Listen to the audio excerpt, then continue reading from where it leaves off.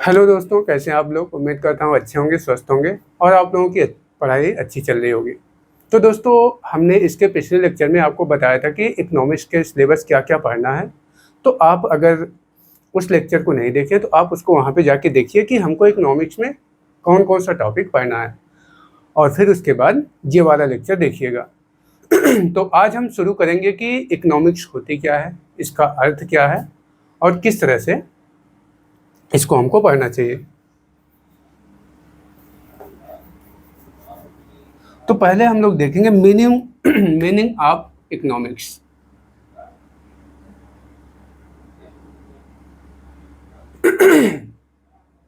Meaning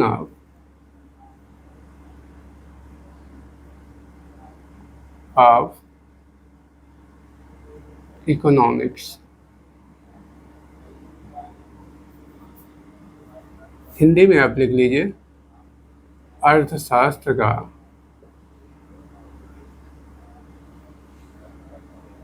का अर्थ।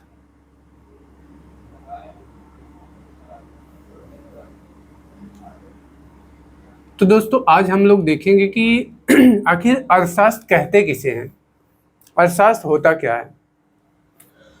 तो पहला क्वेश्चन आपका यही बनता है कि आखिर अर्थशास्त्र होता क्या है। अर्थशास्त्र अर्थशास्त्र हमको क्या सिखाता है, क्यों हम अर्थशास्त्र पढ़ते हैं, हमको क्यों इसकी ज़रूरत पड़ती है। दिमाग में ये चीज़ आनी चाहिए कि आखिर हमको क्या ज़रूरत है। ठीक है, हम अर्थशास्त्र नहीं पढ़ेंगे, हमको भाई कोई चीज़ हम तभी करते हैं जब उस चीज़ से हमको कोई फ़ायदा होता है, तभी तो करते हैं। तो अर्थशास्त्र हम क्यों पढ़ते हैं, क्यों पढ़ना चाहिए, हमको यह क्या सिखाता है, क्या बताता है, ये चीज़ तो आपके माइंड में आएगी ना। तो हम लोग देखेंगे आखिर अर्थशास्त्र होता क्या है। तो यह होता है दोस्तों स्टडी ऑफ एलोकेशन। अर्थशास्त्र study of allocation of resources. Allocation of resources कहने का मतलब है कि अर्थशास्त्र क्या होता है, कि अर्थशास्त्र हमें क्या सिखाता है। अर्थशास्त्र हमें यह बताता है कि हमें हमारे पास जो भी उपलब्ध संसाधन है, हम उनका किस प्रकार से बेहतर ढंग से प्रयोग करें। अर्थात अर्थशास्त्र हमको यह बताता है कि हम अपने उपलब्ध संसाधनों का किस प्रकार से बेहतर ढंग से उसका प्रयोग कर सके। यही हमारा अर्थशास्त्र है। अर्थशास्त्र का मतलब यह होता है कि अर्थशास्त्र हमको यह बताता है कि हमारे पास जो भी संसाधन उपलब्ध है, हम उन संसाधनों का किस प्रकार से बेहतर ढंग से प्रयोग कर सके। जैसे कि मान लीजिए कि आप पढ़ते हैं अर्थशास्त्र में कि इसमें आप दो चीज़ें पढ़ते हैं, कंज्यूमर पढ़ते हैं, प्रोड्यूसर पढ़ते हैं। तो कंज्यूमर जो होता है, तो कंज्यूमर का जो संसाधन होता है वह उसका टाइम और मनी होता है, टाइम और मनी। तो मान लीजिए कि आप कंज्यूमर हैं और आपका संसाधन है टाइम और मनी, पैसा और समय। तो आप जब कोई भी सामान खरीदने मार्केट जाएंगे, मान लीजिए आप कपड़ा लेने जाएंगे, तो आपके पास समय होगा तभी आप जाएंगे, पैसा होगा तभी आप जाएंगे। तो आप सोचेंगे कि हम अपने संसाधनों का, जो संसाधन हमारे पास हैं, हम उसका किस प्रकार से बेहतर ढंग से प्रयोग करें। कहने का मतलब यह है कि जब कंज्यूमर मार्केट जाएगा तो वह सोचेगा कि हम, मेरे पास जो पैसा है, इस पैसे में हम कितनी अच्छी से अच्छी चीज़ें खरीद लें। तो अर्थशास्त्र हमको यही सिखाता है कि हमारे पास जो भी उपलब्ध संसाधन है, हम उन संसाधनों का किस प्रकार से बेहतर ढंग से प्रयोग कर सकें और हमें मैक्सिमम सेटिस्फैक्शन मिले। तो यही है अर्थशास्त्र। तो अर्थशास्त्र का मतलब होता है कि हमारे पास जो भी उपलब्ध संसाधन है, हम उन संसाधनों का किस प्रकार से बेहतर ढंग से प्रयोग कर सकें। तो आप यहाँ पे लिख सकते हैं, कोई बात नहीं, नहीं भी लिखेंगे तो भी आप इतना याद रखेंगे कि अर्थशास्त्र का मतलब होता है कि हम अपने संसाधनों का किस प्रकार से बेहतर ढंग से उपयोग कर सकें या प्रयोग कर सकें। और इसमें अर्थशास्त्र में हम लोग दो चीज़ें पढ़ते हैं, कंज्यूमर और प्रोड्यूसर। तो अर्थशास्त्र में आप दो चीज़ें पढ़ते हैं, कंज्यूमर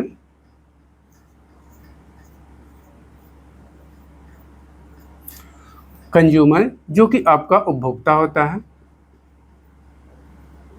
उपभोक्ता कहते हैं, और दूसरा प्रोड्यूसर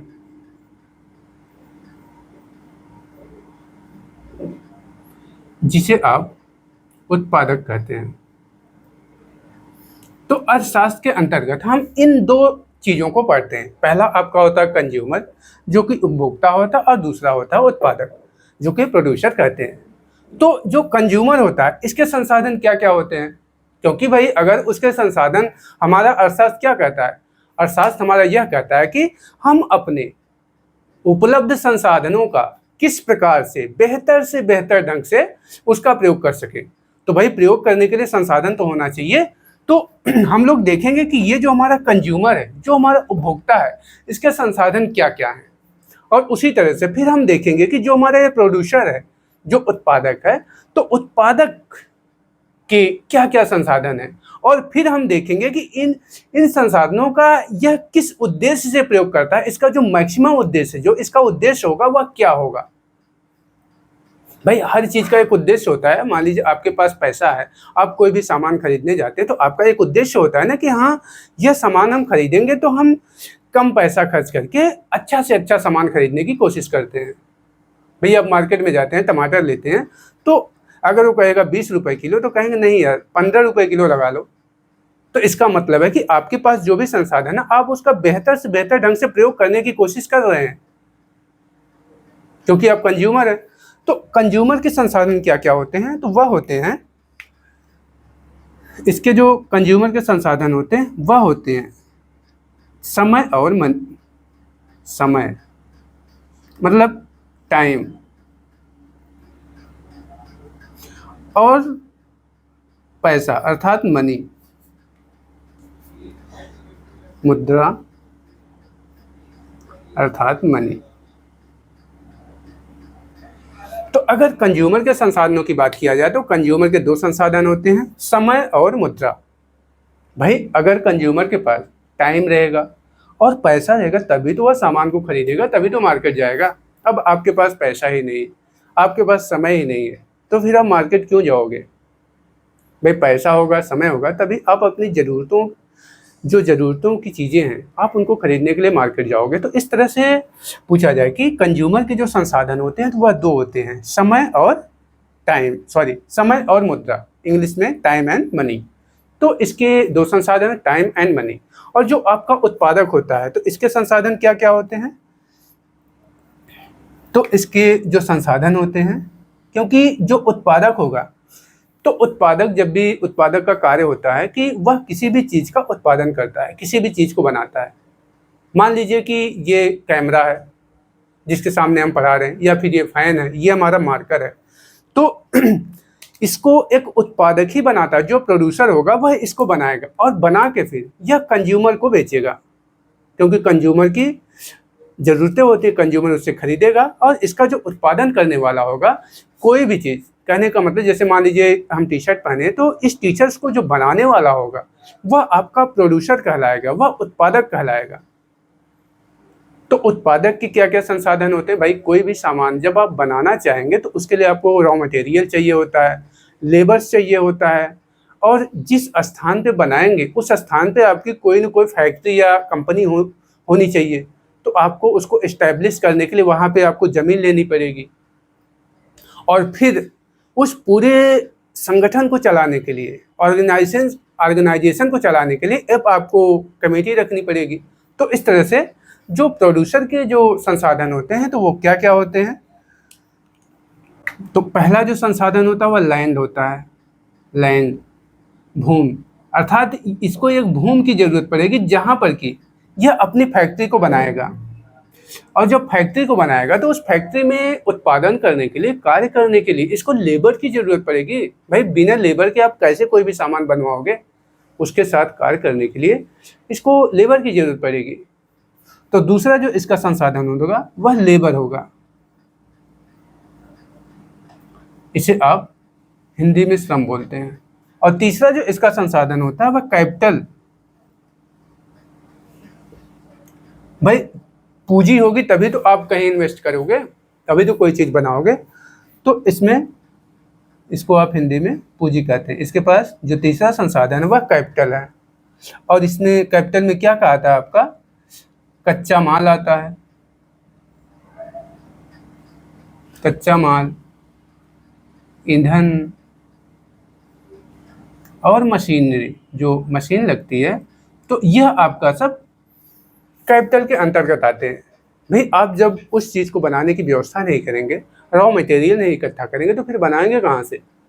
तो तीसरा जो इसका संसाधन होता है वह कैपिटल होता है। और चौथा ऑर्गेनाइजेशन, ऑर्गेनाइजेशन संगठन। इन सब चीज़ों को पूरी तरह से अच्छे से चलाने के लिए उसको एक संगठन की ज़रूरत पड़ेगी, तो इस तरह से ऑर्गेनाइजेशन की ज़रूरत भी पड़ती है उसको। तो इस तरह से आपने देखा कि जो कंज्यूमर के जो संसाधन होते हैं वह होते हैं समय और मुद्रा, तथा जो प्रोड्यूसर के संसाधन होते हैं वह होते हैं लैंड, लेबर, कैपिटल और ऑर्गेनाइजेशन। भाई कोई भी सामान बनाने के लिए आप उसके लिए पहले एक ज़मीन लोगे, और ज़मीन लेकर आप वहाँ पे एक फैक्ट्री बनाओगे, और फैक्ट्री बनाने के बाद जब फैक्ट्री बना लोगे तो फिर उसमें काम करने के लिए आपको श्रम बल की ज़रूरत तो पड़ेगी ही। बिना लेबर के, बिना श्रम बल के आप कैसे उस चीज़ का उत्पादन करोगे। तो उत्पादन के लिए आपको लेबर की ज़रूरत पड़ेगी, और फिर उसके बाद उन सभी सिस्टम को चलाने के लिए आपको एक ऑर्गेनाइजेशन की ज़रूरत पड़ेगी, जो कि वहाँ पे कई लोगों से मिलकर बनती है। तो इस तरह से इसके 4 संसाधन होते हैं, लैंड, लेबर, कैपिटल और ऑर्गेनाइजेशन। तो अब हम लोग देखते हैं कि जो एक कंज्यूमर होता है इसका मेन उद्देश्य क्या होता है।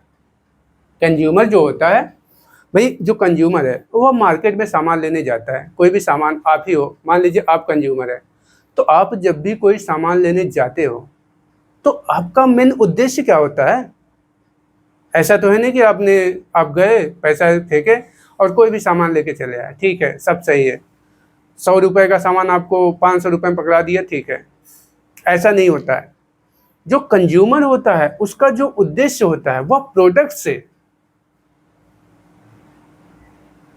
से वह सेटिस्फाई होना चाहिए, अर्थात जो मैक्सिमम सेटिस्फैक्शन होता है, उद्देश्य वह होता है इसका, जो आपका कंज्यूमर होता है। अर्थात कंज्यूमर का जो मुख्य उद्देश्य होता है वह होता है मैक्सिमम सेटिस्फैक्शन, अर्थात अधिक संतुष्टि। अर्थात वह अपने समय और पैसे का जो उपयोग करता है, उस समय और पैसे के उपयोग से वह ज़्यादा से ज़्यादा किसी भी चीज़ को खरीद कर संतुष्ट होना चाहता है। अर्थात कहने का मतलब है कि जब वह कोई सामान खरीदता है तो वह सोचता है कि हमको कम पैसे में अच्छी से अच्छी चीज़ मिलनी चाहिए, कम पैसे में अच्छी से अच्छी चीज़ मिलनी चाहिए, और वह चीज़ अच्छी होनी चाहिए।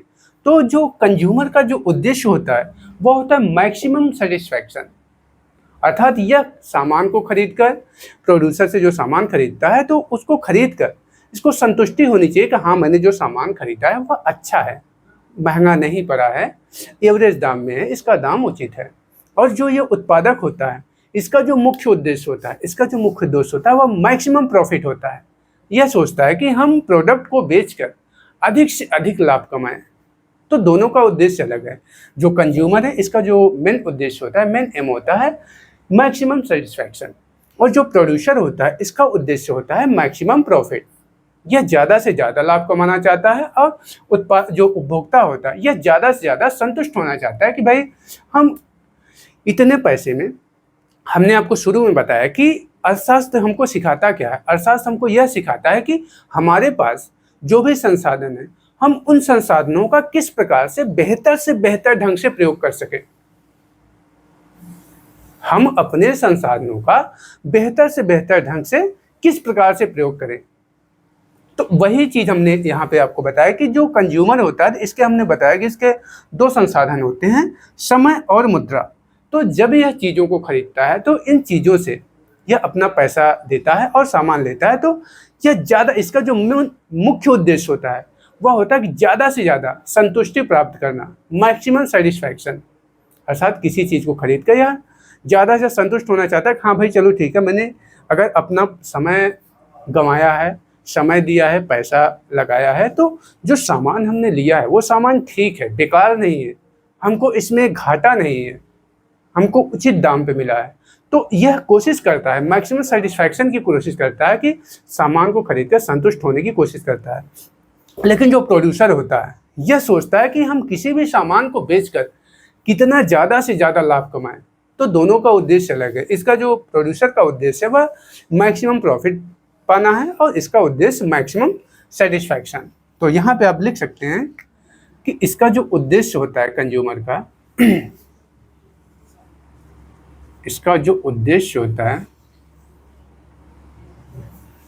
मैक्सिमम सेटिस्फैक्शन, मैक्सिमम सेटिस्फैक्शन अर्थात अधिकतम संतुष्टि। संतुष्टि यहाँ पे लिख लीजिए आप, अधिकतम संतुष्टि या संतुष्टि। और जो प्रोड्यूसर होता है इसका जो मुख्य उद्देश्य होता है, इसका उद्देश्य क्या होता है? तो इसका उद्देश्य जो होता है मैक्सिमम प्रॉफिट पाना, मैक्सिमम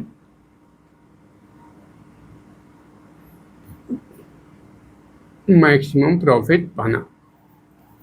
अर्थात दोनों का उद्देश्य अलग है। उसका उद्देश्य है कि हमको ज़्यादा से ज़्यादा लाभ मिलना चाहिए और जो कंज्यूमर है यह इसका उद्देश्य रहता है कि हम अपने समय और मनी को इन्वेस्ट करके, समय और मनी का उपयोग करके ज़्यादा से ज़्यादा कोई भी सामान खरीदें तो हम उससे ज़्यादा से ज़्यादा संतुष्ट हों।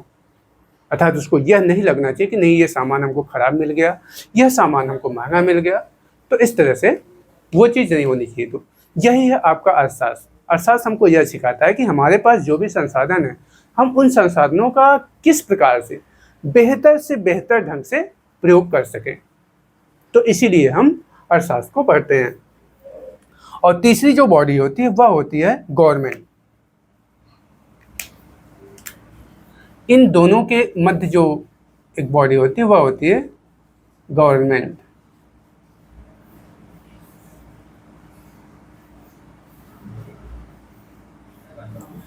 और यह कार्य करती है कि यह सोशल वेलफेयर का कार्य करती है।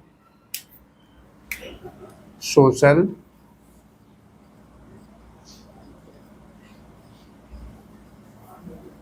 वेलफेयर अर्थात समाज कल्याण।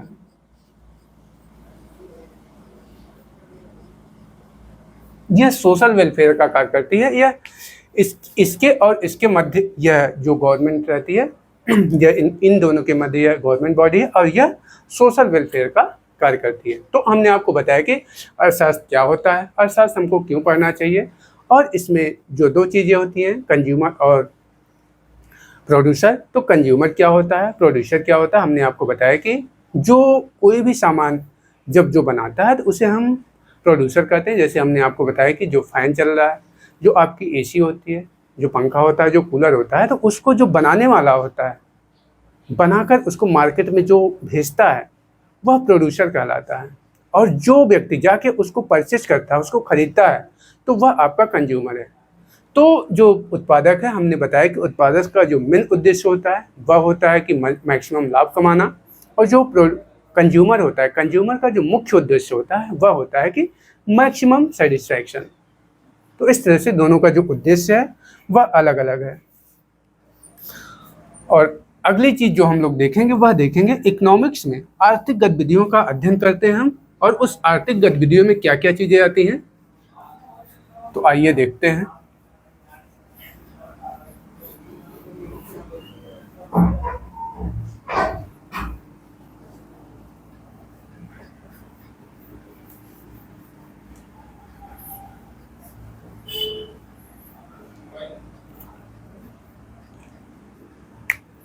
इकोनॉमिक्स में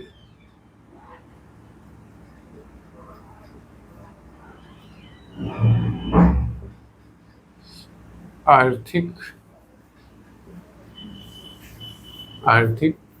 गतिविधियों का अध्ययन करते हैं।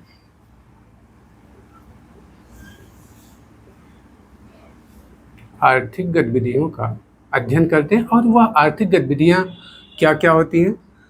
तो जो पहली होती हैं वह होती है प्रोडक्शन होगा। प्रोडक्शन, जिसे कि आप हिंदी में उत्पादन कहते हैं, प्रोडक्शन। दूसरा होगा दोस्तों डिस्ट्रीब्यूशन। अभी बताते हैं इसको क्या होता है डिस्ट्रीब्यूशन। इसका हिंदी में मतलब होता है वितरण। और तीसरा होता है एक्सचेंज, विनिमय, एक्सचेंज, एक्सचेंज, इसे आप विनिमय कहेंगे। अगला जो होता है वह होता है कंजम्पशन, कंजप्शन, इसको कहते हैं उपभोग, उपभोग। तो इस तरह से जो आर्थिक गतिविधियां होती हैं वह क्या क्या होती हैं। तो जैसे मान लीजिए कि कोई भी प्रोडक्ट जब बनता है, जब प्रोड्यूसर प्रोडक्ट को बनाता है तो बना के वह अपने पास तो रखेगा नहीं, प्रोडक्ट वह बनाएगा और जो उसका मेन उद्देश्य होता है वह होता है कि इस प्रोडक्ट को हम बेच कर, सेल करके ज़्यादा से ज़्यादा लाभ कमाने की कोशिश करें।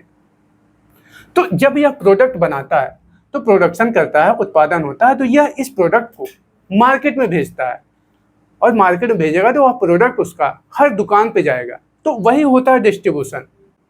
तो उसने प्रोडक्शन किया और प्रोडक्शन के बाद उस प्रोडक्ट का उसने डिस्ट्रीब्यूशन किया, तो भिन्न भिन्न अलग अलग दुकानों पे उसने उस प्रोडक्ट को भेजा।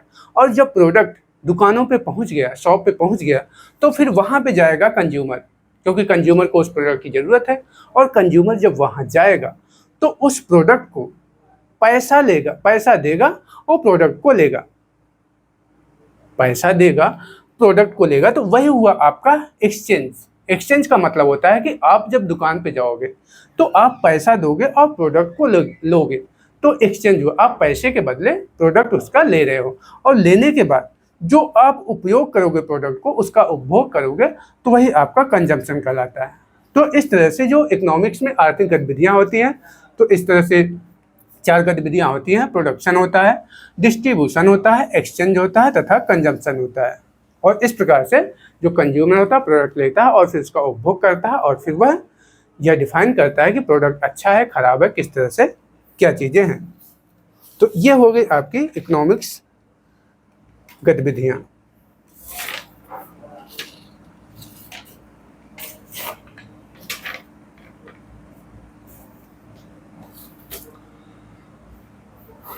तो आइए अब हम लोग देखते हैं कि इकोनॉमिक्स होता कितने प्रकार का है। इकोनॉमिक्स कितने प्रकार का होता है, हम इकोनॉमिक्स को कितने भागों में पढ़ते हैं।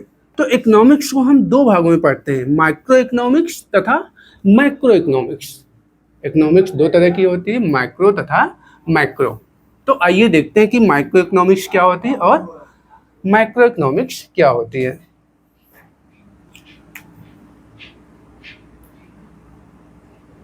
इकोनॉमिक्स,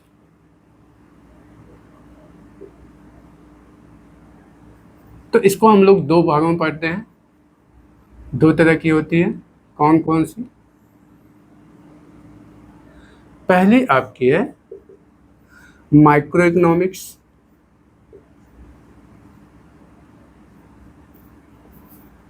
माइक्रो इकोनॉमिक्स, और दूसरी है दोस्तों मैक्रो इकोनॉमिक्स।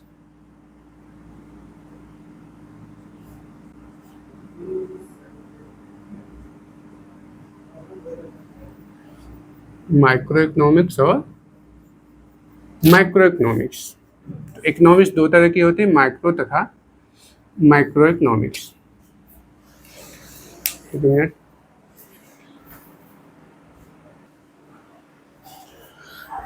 तो दोस्तों अब हम लोग चलते हैं कि देखते हैं इकोनॉमिक्स को हम कितने भागों में डिवाइड करके पढ़ते हैं। तो इकोनॉमिक्स 2 तरह की होती है, पहली होती है माइक्रो, दूसरी होती है मैक्रो। तो देखते हैं कि माइक्रो इकोनॉमिक्स क्या होती है, मैक्रो इकोनॉमिक्स क्या होती है और किस तरह से इसको हम डिफाइन करते हैं।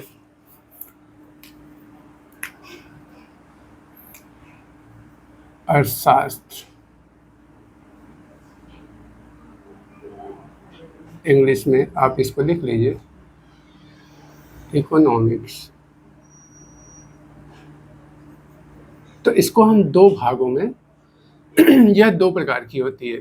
जो इकोनॉमिक्स होती है यह दो प्रकार की होती है, माइक्रो तथा मैक्रो। पहली है माइक्रो इकोनॉमिक्स,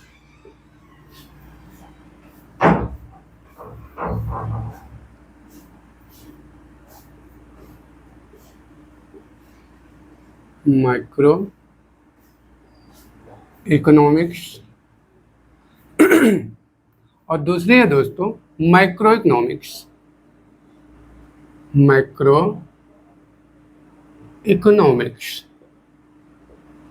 और यह इसको हिंदी में क्या कहते हैं, यह व्यष्टि अर्थशास्त्र कहलाता है और यह समष्टि अर्थशास्त्र इसको कहते हैं। यह इसको हिंदी में क्या कहते हैं, व्यष्टि अर्थशास्त्र, व्यष्टि अर्थशास्त्र।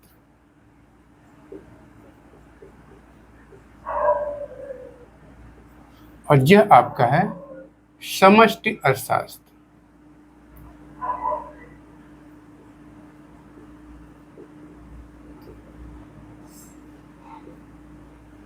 व्यष्टि अर्थशास्त्र और समष्टि अर्थशास्त्र। तो अब हम लोग देखेंगे आखिर व्यष्टि अर्थशास्त्र क्या होती है और समष्टि अर्थशास्त्र क्या होती है और दोनों में अंतर क्या है। तो इन दोनों के अंतर को हम लोग देखेंगे कि व्यष्टि अर्थशास्त्र क्या होती है, माइक्रो इकोनॉमिक्स क्या होती है, और ये मैक्रो इकोनॉमिक्स क्या होती है। दोनों के अंतर को हम लोग देखेंगे और जानने की कोशिश करेंगे। तो जो ये माइक्रो इकोनॉमिक्स होती है यह दोस्तों इसको हम एक किसी इंडिविजुअल यूनिट के लिए अर्थात जो एक छोटे लेवल पर पढ़ते हैं, अर्थात इस माइक्रो इकोनॉमिक्स में हम किसी एक इंडिविजुअल इकाई का अध्ययन करते हैं, अर्थात इसको हम छोटे लेवल पर पढ़ते हैं। लेकिन जो माइक्रो इकोनॉमिक्स होता है इसको हम वैश्विक लेवल पर पढ़ते हैं, बड़े लेवल पर पढ़ते हैं, राष्ट्रीय लेवल पर पढ़ते हैं। तो यह आपका माइक्रो इकोनॉमिक्स है। इसमें हम जो माइक्रो इकोनॉमिक्स होती है इसमें हम किसी एक व्यक्ति के, सीधे सीधे आप देख लीजिए कि जो माइक्रो इकोनॉमिक्स होती है इसमें किसी एक उपभोक्ता के वो मांग और आपूर्ति का अध्ययन करते हैं, डिमांड एंड सप्लाई का अध्ययन करते हैं। कहने का मतलब होता है कि जो माइक्रो इकोनॉमिक्स होती है उसको हम किसी इंडिविजुअल इकाई के लिए पढ़ते हैं, छोटे लेवल पर इसका अध्ययन करते हैं और इसमें हम किसी एक उपभोक्ता के मांग और आपूर्ति का अध्ययन करते हैं। अर्थात इसमें माइक्रो में हम किसी एक उपभोक्ता के मांग और आपूर्ति का अध्ययन करते हैं और इसीलिए इसे हम प्राइस थ्योरी भी कहते हैं, कीमत सिद्धांत भी कहते हैं। और कीमत सिद्धांत क्यों कहते हैं, क्योंकि जब मान लीजिए कि आप मार्केट में कोई सामान लेने गए, कोई भी सामान, मान लीजिए कि आप मार्केट में सेब लेने गए, तो सेब उस समय मान लीजिए मार्केट में उस दिन सेब की जो मतलब वो आई है, सेब उस समय मार्केट में मान लीजिए सेब की जो अमाउंट है वह सेब की मात्रा कम है। तो उस दिन जब मात्रा कम होगी मतलब आपूर्ति कम होगी और डिमांड ज़्यादा होगी तो फिर जो सेब का जो मूल्य होगा वह बढ़ जाएगा। कहने का मतलब है कि जब मार्केट में किसी चीज़ की आपूर्ति कम होती है और मांग ज़्यादा होती है, अर्थात कहने का मतलब है कि सप्लाई कम है लेकिन डिमांड ज़्यादा है, तो जाहिर सी बात है कि उस वस्तु की जो कीमत होगी वह बढ़ जाएगी। तो इस प्रकार से जो आपकी माइक्रो इकोनॉमिक्स होती है इसे हम कीमत सिद्धांत भी कहते हैं और इसे हम किसी इंडिविजुअल यूनिट के अध्ययन के लिए इसमें किसी इंडिविजुअल यूनिट का अध्ययन करते हैं, अर्थात इसमें किसी एक उपभोक्ता के मांग और आपूर्ति का अध्ययन करते हैं। हमने आपको एग्जाम्पल बताया कि मान लीजिए कि कोई उपभोक्ता मार्केट में जाता है और उसको कोई भी सामान या टमाटर ले लो या सेब ले लो, तो टमाटर लेने जाता है और उस दिन मार्केट में टमाटर की जो मात्रा है वह कम है, टमाटर कम आया मार्केट में, तो उस दिन आपूर्ति कम होगी, सप्लाई और डिमांड ज़्यादा होगी, तो उस दिन टमाटर की जो कीमत होती है वह बढ़ जाती है। कीमत बढ़ने का मतलब यह है कि जब मांग ज़्यादा होगी, सप्लाई कम होगी, तो जाहिर सी बात है कीमत बढ़ जाती है और यह माइक्रो इकोनॉमिक्स के अंतर्गत आता है। इसीलिए इस माइक्रो इकोनॉमिक्स को हम प्राइस थ्योरी भी कहते हैं, कीमत सिद्धांत भी कहते हैं। तो इसमें क्या करते हैं हम लोग, माइक्रो इकोनॉमिक्स में इंडिविजुअल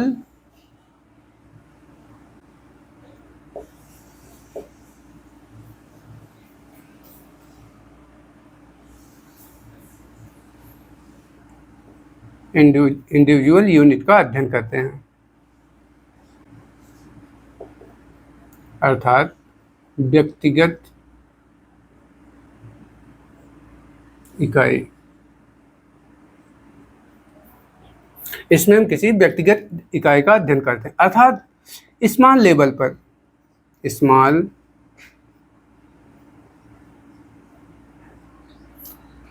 लेवल पर, छोटे स्तर पर जब इकोनॉमिक्स का अध्ययन करते हैं तो उसे माइक्रो इकोनॉमिक्स कहते हैं। इसमें हम छोटे लेवल पर अध्ययन करते हैं, अर्थात छोटे स्तर पर अध्ययन करते हैं, और इसमें सिंगल उपभोक्ता के, एक उपभोक्ता की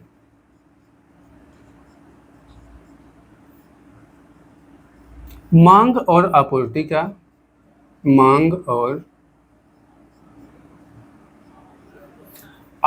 का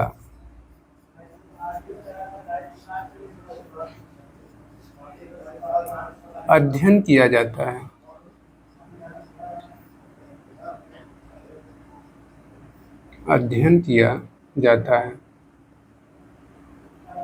और इसे हमने आपको बताया कि इसे हम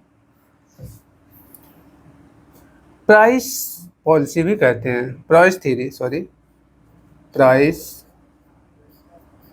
थियरी भी कहते हैं, अर्थात कीमत सिद्धांत। इसे हम कीमत सिद्धांत भी कहते हैं। और इसमें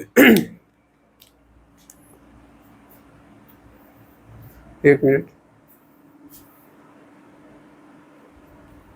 तो हमने आपको बताया कि इकोनॉमिक्स को हम दो भागों में डिवाइड करके पढ़ते हैं, या दो प्रकार की होती है, माइक्रो तथा मैक्रो। माइक्रो को हिंदी में कहते हैं व्यष्टि अर्थशास्त्र, तथा इसको माइक्रो को समष्टि अर्थशास्त्र कहते हैं। और इसमें क्या होता है कि जो माइक्रो इकोनॉमिक्स होती है, इसमें हम इंडिविजुअल यूनिट का अध्ययन करते हैं। इसमें हम किसी इंडिविजुअल यूनिट का अध्ययन करते हैं, अर्थात स्मॉल लेवल पर अध्ययन करते हैं, छोटे स्तर पर। और इसमें किसी भी सिंगल उपभोक्ता की मांग और सप्लाई का अध्ययन करते हैं, इसलिए इसको माइक्रो इकोनॉमिक्स कहते हैं। तो आपसे अगर कोई पूछे कि माइक्रो इकोनॉमिक्स किसे कहते हैं, माइक्रो इकोनॉमिक्स क्या है, तो आप बताएंगे कि वह इकोनॉमिक्स जिसमें किसी एक उपभोक्ता के मांग और सप्लाई का अध्ययन किया जाता है, तो उसे हम मांग और आपूर्ति का अध्ययन किया जाता है, उसे हम माइक्रो इकोनॉमिक्स कहते हैं। और माइक्रो इकोनॉमिक्स का अध्ययन छोटे स्तर पर किया जाता है, अर्थात किसी इंडिविजुअल यूनिट के लिए किया जाता है। और जो माइक्रो इकोनॉमिक्स है, तो यह इसका जो अध्ययन करते हैं, तो यह लार्ज लेवल पर इसका अध्ययन करते हैं, लार्ज लेवल,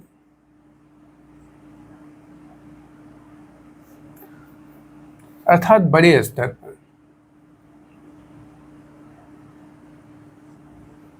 बड़े स्तर पर इसको आप लिख सकते हैं आपकी एग्रीगेट लेवल,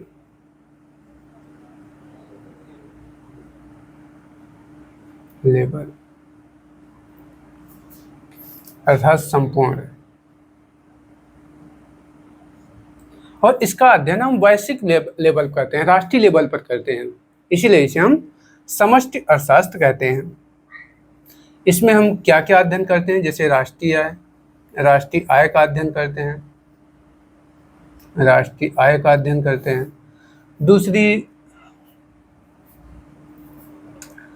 पूरे देश में गरीबी का अध्ययन,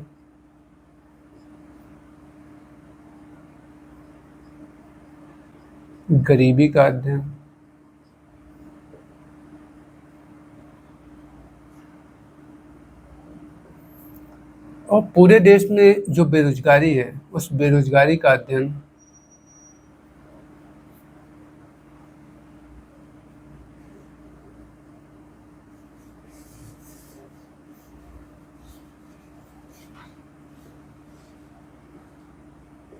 पूरे देश में बेरोजगारी का अध्ययन। तो इस तरह से हमने आपको बताया कि जो माइक्रो इकोनॉमिक्स होता है, इसके अंतर्गत इसमें हम लार्ज लेवल पर इकोनॉमिक्स का अध्ययन करते हैं, और इसमें हम लोग राष्ट्रीय आय, पूरे देश में गरीबी, पूरे देश में बेरोजगारी, इन सब चीज़ों का अध्ययन करते हैं।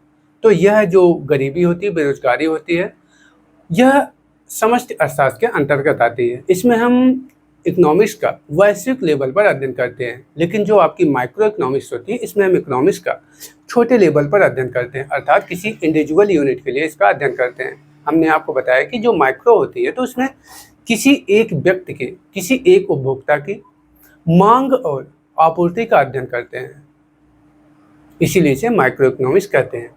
और माइक्रो इकोनॉमिक्स को प्राइस थ्योरी भी कहते हैं, कीमत सिद्धांत कहते हैं। क्यों कहते हैं? क्योंकि इसमें किसी एक उपभोक्ता के, किसी सिंगल उपभोक्ता के मांग और आपूर्ति का अध्ययन किया जाता है।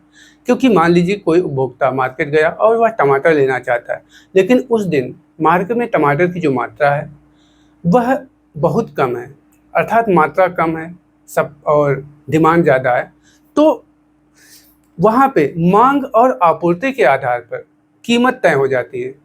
अर्थात अगर मांग ज़्यादा है, आपूर्ति कम है, तो जाहिर सी बात है, सीधी सी बात है कि टमाटर की जो कीमत होगी वह बढ़ जाएगी।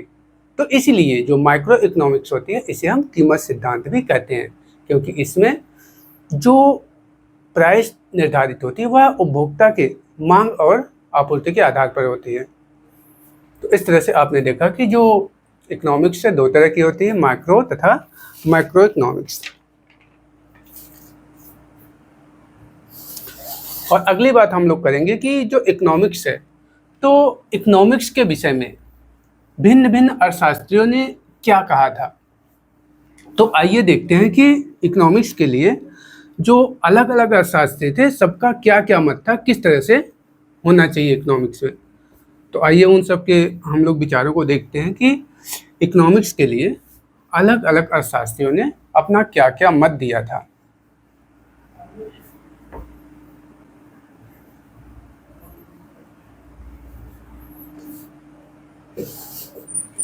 तो इसको हम लोग 3 भागों में डिवाइड करते हैं।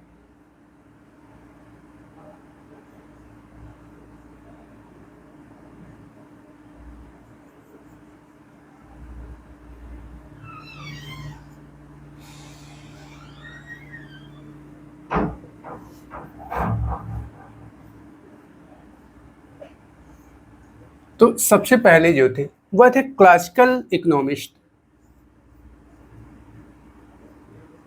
क्लासिकल इकोनॉमिस्ट मतलब पुराने जो अर्थशास्त्री थे, इकोनॉमिस्ट। तो क्लासिकल इकोनॉमिस्ट क्या कहते हैं? और दूसरे जो थे दोस्तों वह थे केनियन इकोनॉमिक्स।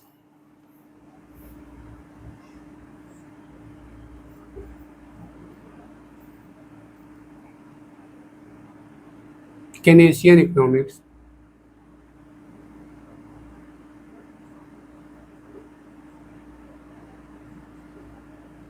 Economics, economist.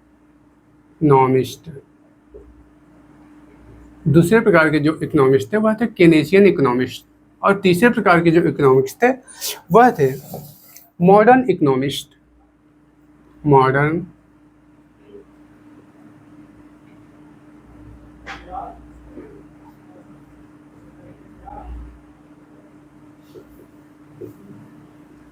तो इस प्रकार से इकोनॉमिक्स के बारे में अलग अलग समय में अलग अलग अर्थशास्त्रियों ने अपने मत दिए थे। तो 3 तरह के इकोनॉमिस्ट थे। पहले थे क्लासिकल इकोनॉमिस्ट, दूसरे थे केनेशियन इकोनॉमिस्ट तथा तीसरे जो थे वह थे मॉडर्न इकोनॉमिस्ट। तो क्लासिकल इकोनॉमिस्ट क्या कहते हैं, तो आइए देखते हैं। उसमें जो पहले इकोनॉमिक्स थे वह थे एडम स्मिथ। उसमें जो क्लासिकल इकोनॉमिक्स में थे वह थे एडम स्मिथ।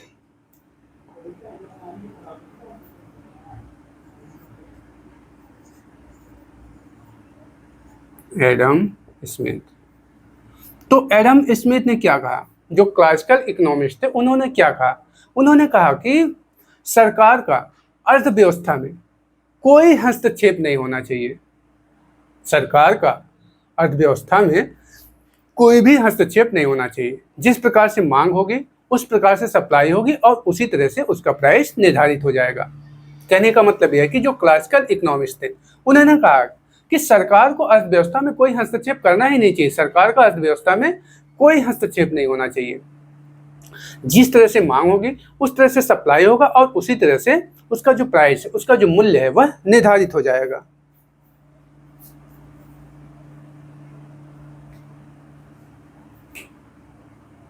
तो इसमें इन्होंने कहा कि सरकार का अर्थव्यवस्था में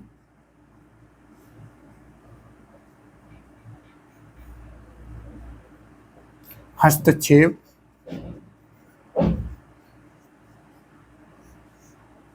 नहीं होना चाहिए। सरकार का अर्थव्यवस्था में हस्तक्षेप नहीं होना चाहिए, अर्थात मांग और आपूर्ति पर नियंत्रण नहीं होना चाहिए।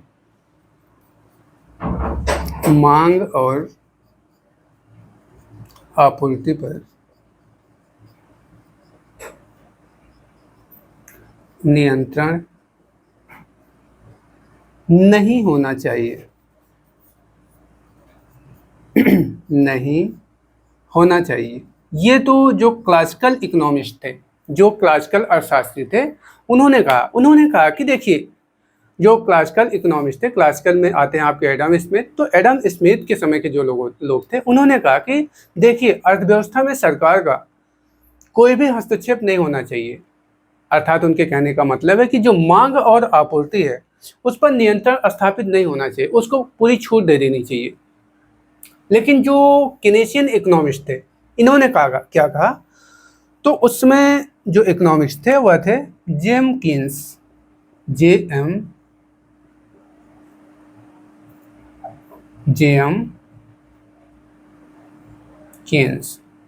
कीन्स महोदय ने क्या कहा, और इनकी एक पुस्तक उस समय आई 1936 में, और उनकी पुस्तक का क्या नाम था, the general theory of employment.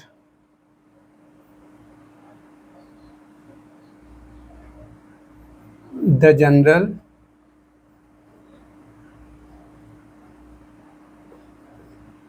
Theory of employment.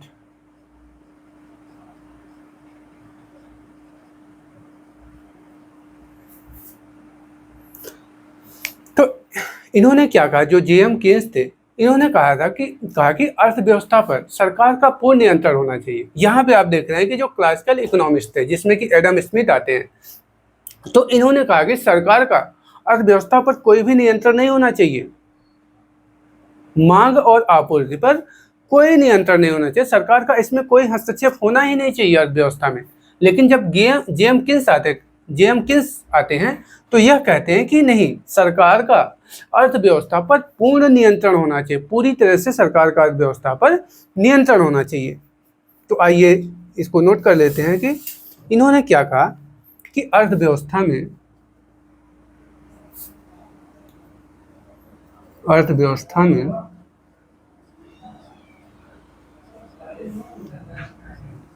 सरकार का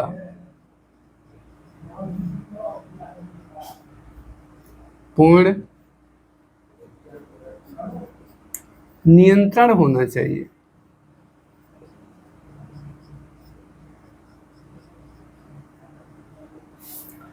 तो इस तरह से जो जेएम कीन्स थे, जो कि केनेशियन इकोनॉमिक्स के अंतर्गत आते हैं, इन्होंने कहा कि अर्थव्यवस्था में सरकार का पूर्ण नियंत्रण होना चाहिए। लेकिन क्लासिकल वाले कहते हैं कि अर्थव्यवस्था में सरकार का कोई भी हस्तक्षेप होना ही नहीं चाहिए, उसको छूट दे देनी चाहिए।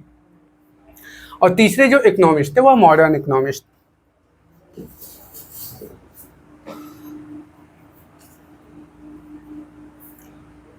एक मिनट।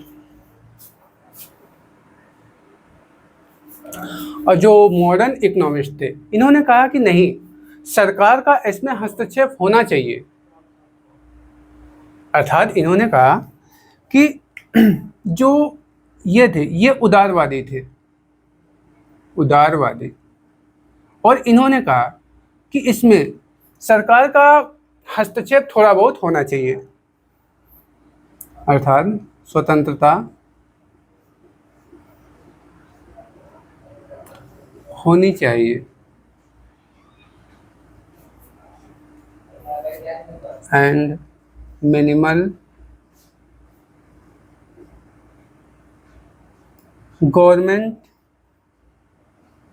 स्वतंत्रता होनी चाहिए, लेकिन उसमें गवर्नमेंट का मिनिमम इंटरफेरेंस होना चाहिए, गवर्नमेंट का उसमें थोड़ा बहुत हस्तक्षेप होना चाहिए। इंटरफेरेंस।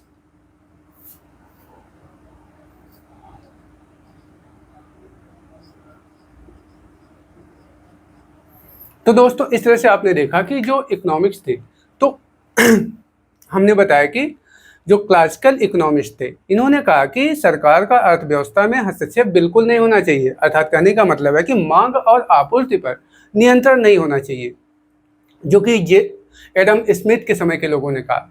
लेकिन वही जब किनेशियन इकोनॉमिस्ट आते हैं, जो किनेशियन अर्थशास्त्री होते हैं, तो यह कहते हैं कि नहीं, अर्थव्यवस्था में सरकार का पूर्ण नियंत्रण होना चाहिए, अर्थव्यवस्था पर सरकार का पूर्ण नियंत्रण होना चाहिए, पूरी तरह से नियंत्रण स्थापित होना चाहिए कि अर्थव्यवस्था किस तरह से चल रही है। लेकिन जो मॉडर्न इकोनॉमिस्ट थे, इन्होंने कहा कि हाँ भाई ठीक है, उदारवादी होना चाहिए, अर्थात स्वतंत्रता होनी चाहिए, लेकिन गवर्नमेंट का उसमें मिनिमम हस्तक्षेप होना चाहिए, ऐसा नहीं कि हस्तक्षेप होना ही नहीं चाहिए। उन्होंने कहा कि चलो ठीक है, अर्थव्यवस्था में स्वतंत्रता होना चाहिए, लेकिन उसमें अर्थव्यवस्था में गवर्नमेंट का जो मिनिमम हस्तक्षेप होता है वह होना चाहिए। तो इस तरह से जो मॉडर्न इकोनॉमिस्ट है, तो इसमें जो कि एलपीजी का मॉडल आता है, तो उसमें यह कहा गया कि नहीं, गवर्नमेंट का इसमें हस्तक्षेप होना चाहिए, लेकिन स्वतंत्रता भी होनी चाहिए। जबकि इन्होंने कहा कि नहीं, गवर्नमेंट का पूरी तरह से इस पर नियंत्रण होना चाहिए, और इन्होंने कहा कि नहीं, बिल्कुल नहीं होना चाहिए। तो इस तरह से जो अलग अलग समय पे जो अर्थशास्त्री थे, उन्होंने अपने अपने मत दिए कि हाँ, इकोनॉमिक्स में कब गवर्नमेंट का हस्तक्षेप होना चाहिए, किसने कहा नहीं होना चाहिए, और किसने कहा कि नहीं, स्वतंत्रता तो होनी चाहिए अर्थशास्त्र में, लेकिन हाँ, गवर्नमेंट का उसमें थोड़ा वो हस्तक्षेप होना चाहिए, और ये चीज़ जरूरी भी है, जो कि यह उदारवादी को दर्शाता है। तो इस तरह से दोस्तों आज यहीं तक, फिर नेक्स्ट लेक्चर में हम आगे पढ़ेंगे।